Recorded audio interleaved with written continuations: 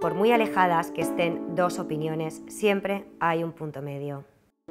Es por eso que cada día, gracias al Centro de Mediación del ICAP, casos como los de Isabel son cada vez más posibles, llegando siempre a la solución más rápida, económica y beneficiosa para todos, con acuerdos útiles y duraderos que evitan la dilatación y desgaste de un proceso judicial, siendo las partes implicadas las que buscan soluciones y deciden.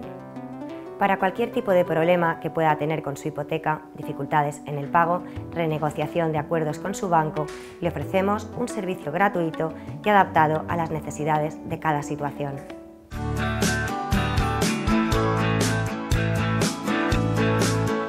Cuenta con los servicios del Centro de Mediación del ICAP y confía en el trabajo de mediadores expertos. Si buscas una solución eficaz, necesitas un mediador del ICAP.